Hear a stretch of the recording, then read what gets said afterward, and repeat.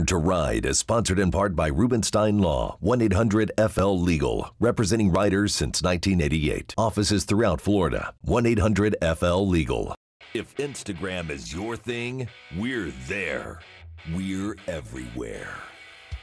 Follow us at #Born to Ride Motorcycle Media, your #1 motorcycle resource.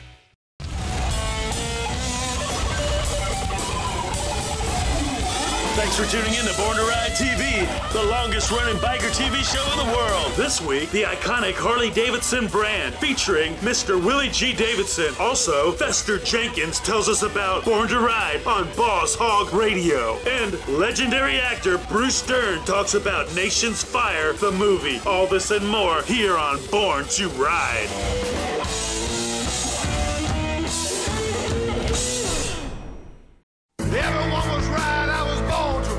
Born to Ride is a multimedia marketing and promotional machine with TV, magazines, streaming radio, and internet advertising opportunities. There are tens of thousands of motorcycles. We reach the people who ride them.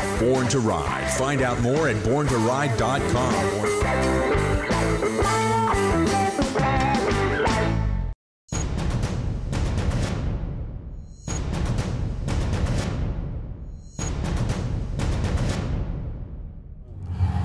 Hi, this is Chuck the Iceman Liddell, former UFC light heavyweight champ, and you're watching Born to Ride TV.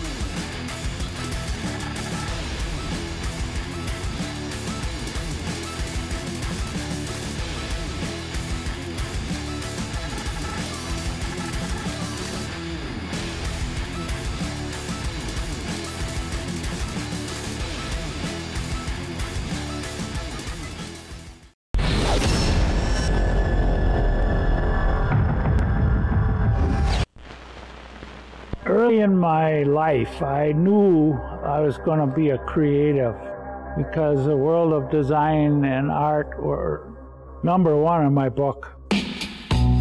Willie G's place in motorcycle design history, it's unmatched. How people relate to motorcycles was changed by Willie. His product speaks for itself and how he has evolved it. There's an element in his design work that has this soul to it. I believe I was born with gasoline in my veins and a crayon in each hand. I know the public, when they thought Harley-Davidson, they thought Willie G. He started riding with the customers as a Harley-Davidson executive. People start talking to him, and they felt like, well, this guy gets it. He was a biker himself. He had just the right personality and the right appearance to be the brand.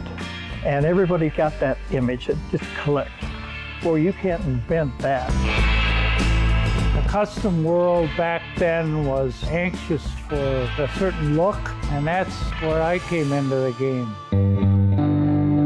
Willie was one of the 13 guys that stepped up to the plate and bought the company back on a shoestring from AMF. The fact that you had a guy whose name was on the gas tank and 2 generations removed from the founding fathers of the company was a very powerful thing for us. Softail models entered the market, and that's when the Harley-Davidson really took off. His life, his wife, his children, their lives revolve around this Harley-Davidson motor company. This is our life. We love it. It was amazing growing up and learning to ride a motorcycle at age 6. It's the motorcycles, it's riding with friends to an event, it's meeting people, it's the experiences. I think my dad really enjoyed that excitement. We just have done this together, which is the story of our lives.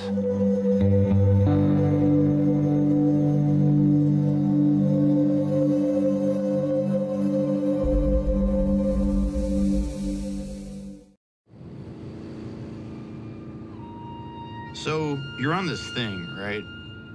And it's just you and the road and the wind and the trees. and it fills you up. You're flying, but centered. Lost, but found. Every part of your body is engaged, every part of your mind is activated, synapses firing, dopamine oozing. It's chemical. You get off and you feel reborn. A god. Your spine is tingling, your core is vibrating, and that growl hums in your belly for the rest of the day. Because a great ride stays with you. It just lingers in your muscles, in your bones, and settles into your consciousness and seeps into the creases of your soul. Every hour is magic hour when you're on a Harley. But the magic isn't about what the bike can do. It's about what the bike can do to you. Need we say more? Only at Crystal Harley-Davidson, Homosassa, Florida. You are about to see a film relating American freedom and the exciting world of motorcycles. The answer to every search can be found on the great American freedom machines.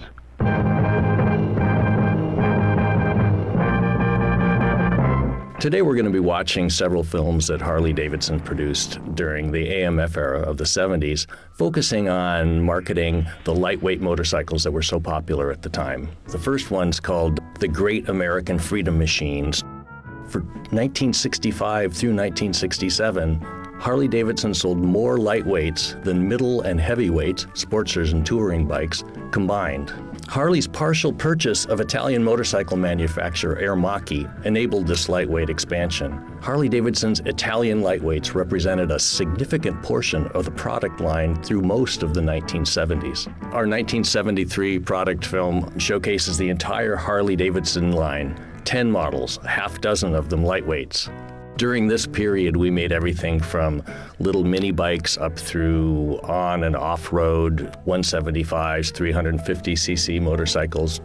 The company had repeatedly gone to lightweights in times of change and challenge, and the focus of these films is showing how you can have fun on two wheels with a wide variety of products for all kinds of riders. We're trying to tell people they're easy to ride, easy to park, they're economical, both to buy and to operate, but most importantly, they're fun. The Great American Freedom Machine starts with a young boy sort of looking bored, and then a shortster magically seems to ride up in front of him, and he literally levitates in happiness before running sort of cartoon-like down the hill and hopping on. A lot of this film looks very 1970s, with the soft focus, nice little lens flare pops happening. There's kind of a nice romantic sort of pastoral feel to some of the stuff. There's a lot of clouds and frisbees and dogs and, riding through the woods and going upside down, flipping sideways, and, anything to catch the attention of the viewer. Many of the films that Harley-Davidson produced during this era, not surprisingly, were shot in the Milwaukee area, and people who know the city can see everything from the Hone Bridge being constructed to the old county stadium. But there's also footage from the Boot Hill in Daytona and a great little sequence of nighttime riding along Hollywood Boulevard in 1972-73. You can see there's a focus in some of this film on real off-road riding. There's lots of bumps, riding through water. You see a log in the road and you purposely ride over it rather than avoid it. There's a conscious differentiation between, kind of our touring and cruising line of heavyweights and what we're showing is possible on these smaller lightweights.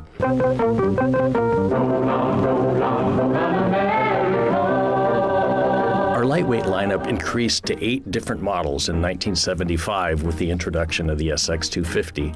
This 1975 product film focuses on the SX175 and that new model, the SX250. In the 80s and 90s, the company really did focus on touring and cruising bikes, and that kind of created this misconception that that's what Harley does. Throughout its history, though, Harley-Davidson has produced a wide variety of bikes for all sorts of motorcycling activities. The 21st century presents its own set of challenges, and Harley-Davidson is once again transforming its product line, adding new models and, among other things, going back to its roots as an adventure touring company. Harley-Davidson, the greatest name on two wheels.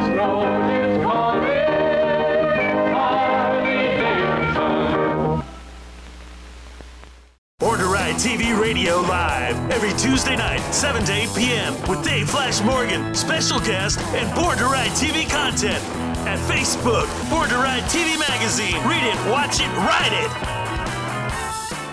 Born to Ride Magazine, the #1 biker magazine that delivers dynamic content for you, the reader, every month, has done it again. Stronger than ever, powered by Rubenstein Law. See the April 2020 issue online and on the streets, featuring Vigilante Motorworks on the cover with Crystal Maiden. John Bonner is a fabricator builder featured from Chopperama. And Eric Runyon nails the cover shot. Appalachian Backroads, Virginia is for motorcycle lovers. Learn about a ride that has 3 mountains, 438 curves, and 32 miles. Nefarious James, real deal, loyal to the bone. Check out his new column, Unspoken Responsibility. And get ready for Tattoo Portrait Photo Series from Nick Ermine. Unbelievable, like never before seen tattoo artwork, photography that Born to Ride delivers for you, the reader. Bam! Bam! Plus more content, more dynamic images, 8 pages of Bike Week 2020. And did you see Miss Liberty? The Rubenstein Law cartel bagger build that was everywhere at Bike Week. And time for an industry report. The Phenom, Tiny Trailer Nation. Randy Klaus delivers the goods you need to know to get your tiny trailer for 1/3 of the price of a toy hauler. So read it, watch it, ride it, plus so much more. Born to Ride, April 2020 issue on the streets and online now. For you, the reader. Hi, I'm attorney Robert Rubenstein, and this is Rubenstein's Rules for Personal Injury. Rule number 1, get an attorney. When you or a loved one have been injured by another's negligence, an experienced attorney can make a huge difference. At Rubenstein Law, we will find all of the insurance, make sure your injuries are documented, and work to get you the best result. While each case is different, a well-known insurance company's own study showed people with a lawyer on average got more money. Call Rubenstein Law at 1-800-FL-LEGAL. I'm Fester Jenkins from Boss Hogg Radio. Born to Ride is coming to Boss Hogg Radio Thursday nights in April, 7 p.m. You don't want to miss it. It's Born to Ride's the Safe at Home Bike Show. A 10-class bike show for you to easily enter. Best of all, it's absolutely free. Just enter your photos of your motorcycle with your name, make, and model to our direct message, Facebook, or Instagram. Best of show to be featured with a photo shoot by Eric Runyon for the cover of Born to Ride magazine. So be a part of the Born to Ride Safe at Home Bike Show.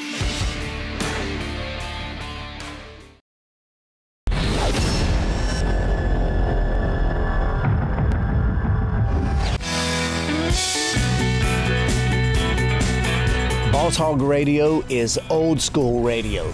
If you miss regular radio from the 60s, the 70s, this is the radio station for you. I'm telling you. Pop, Southern rock, blues, R&B, Motown, country mixed in with it. We play it all. The boss says there's where you're never going to hear any opera, heavy metal, rap, or crap. If you're in the Polk County area, WHNR 1360, Winter Haven, Cypress Gardens, Plant City, and Lakeland, WWAB 1330. And if you're up in the Sumter County, Citrus County area, 1170 WKFL. Starting in April, Thursday evenings at 7 p.m., Born to Ride Radio comes to Boss Hogg Radio. And your host, Fester Jenkins, and so much more. This is big, man. I mean, so the studio's impressive. I mean, the studio, this is really cool, and we're really happy to be here. And we're just beginning, guys. We're just beginning. I mean, we've talked about a big event that we're going to create here for Boss Hogg himself. This is exciting, really. It is. That on-air lights flashing over there. This is really exciting. But yeah, the way you open the show here, you know, the biker community will bring back business stronger than ever. Anywhere from the charities to our favorite bars and restaurants to our bands, you know that biker community is going to be there when this lid blows off. So that's exciting. And a lot of phone calls have been going on to us, getting things planning, getting things ready. We can't wait to unleash everything. But So it's all going to be good. It's just some good time. And right now, you know, the bikers, I kind of feel bad. There's a lot of people that wind therapy is their mental therapy every day. And, you know, it's been a decisive decision. We'll get through it. We'll bust out. Look forward to having you call in to Born to Ride Radio on Boss Hogg Radio. It's Born to Ride's the Safe at Home Bike Show. A 10-class bike show for you to easily enter. Best of all, it's absolutely free. Just enter your photos of your motorcycle with your name, make, and model to our direct message, Facebook, or Instagram. Best of show to be featured with a photo shoot by Eric Runyon for the cover of Born to Ride magazine. So be a part of the Born to Ride Safe at Home Bike Show. Hi, I'm attorney Nicole Armstrong from Rubenstein Law, and this is Rubenstein's Rules for Personal Injury. Rule number 2, beware of strangers. If you've been in an accident and a stranger contacts you to get your case, watch out. They're breaking the law. These crooks knock on your door, send you text messages, and even go into your hospital room uninvited. They work for shady clinics and lawyers who want the insurance proceeds for themselves. Don't hire them, report them. For more of these rules, go to rubensteinlaw.com.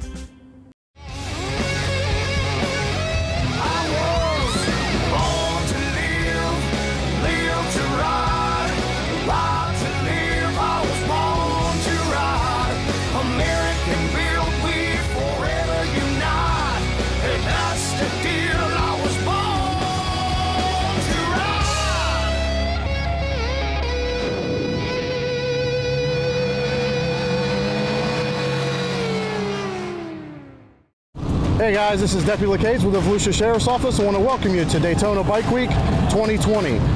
One of the things I'd like to see is all the people here. We're glad that you all come, and I just want to make sure that you understand, please don't drink and drive and ride safe.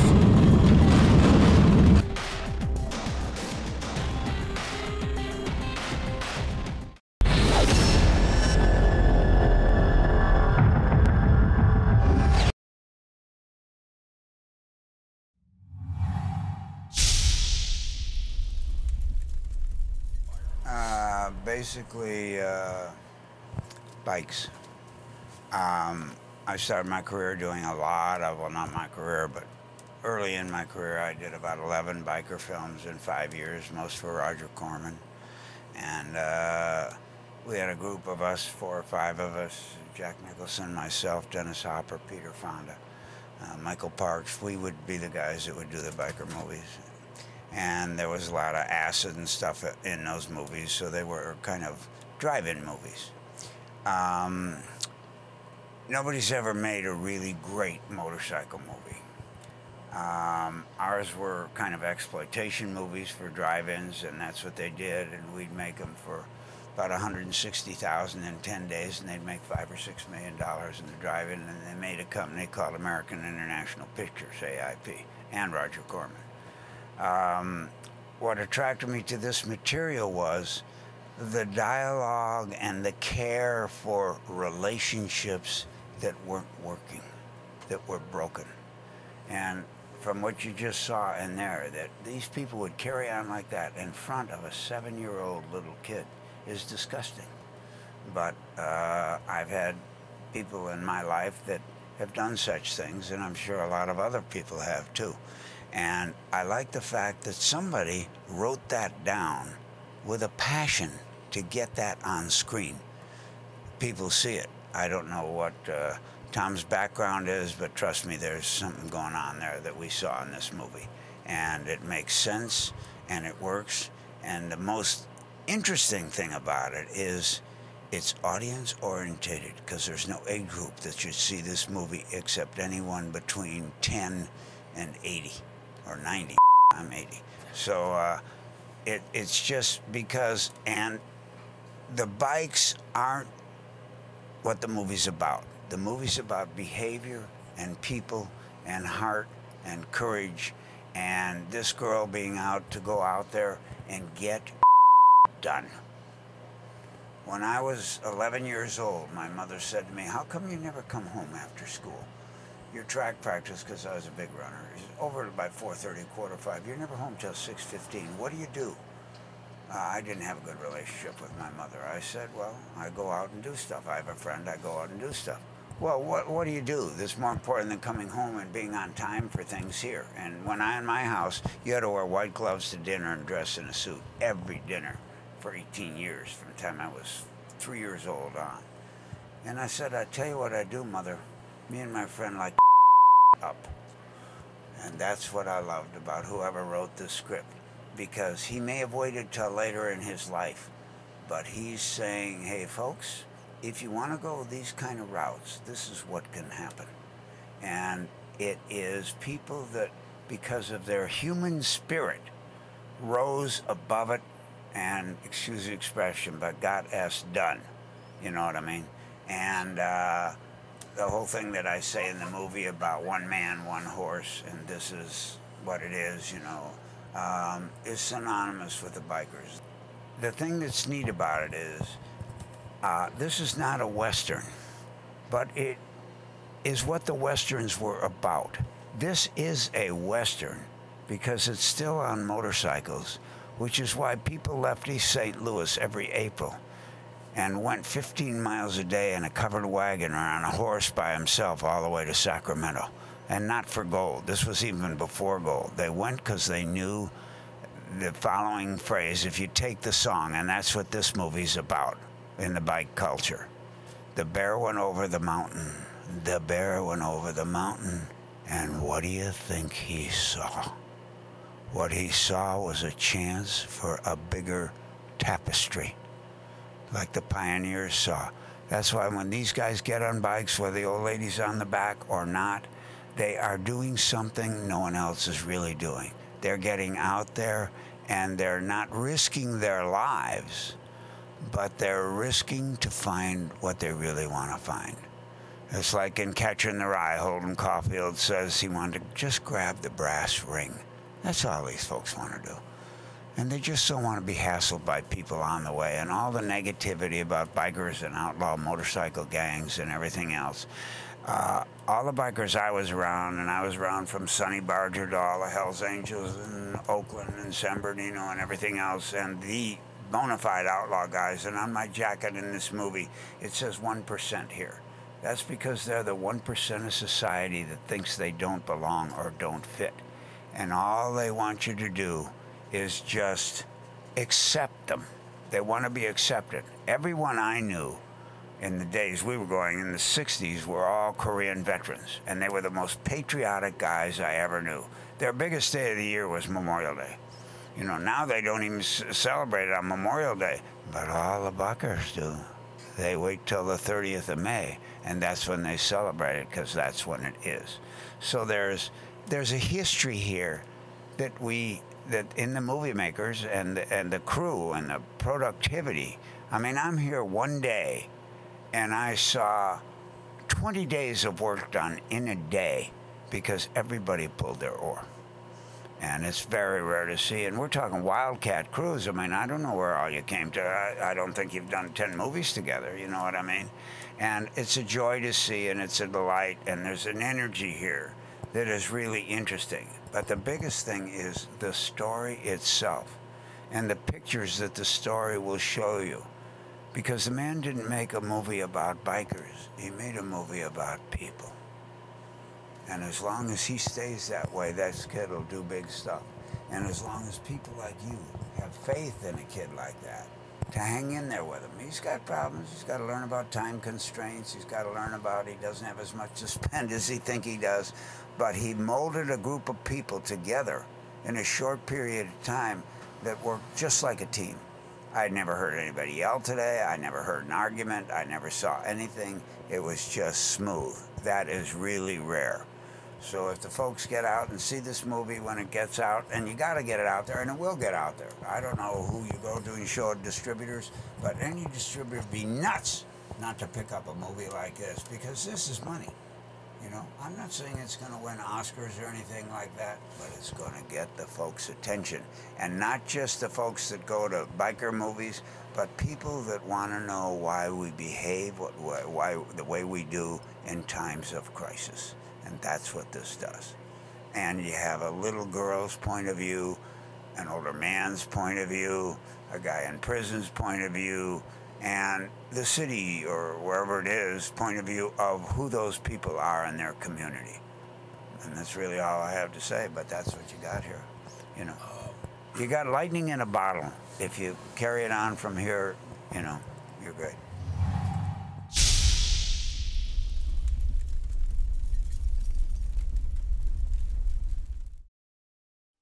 Check out the all-new BornToRide.com with radio, TV, industry, adventure, events, magazine, social media, and much more.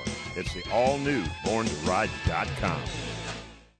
Are you down with the nation? Tiny Trailer Nation, the biggest secret in travel and adventure. Take your motorcycle anywhere. Live in comfort on the spot. Say goodbye to hotel cost. Campers, toy haulers, feed trailers built for any budget. One bike or two. Includes electric, water hookups, microwave, refrigerator, sink, tie downs, and more. Your trailer or ours, new or used. Your dream is here at a working man's price. Tiny Trailer Nation, biker musician owned, a name you can trust.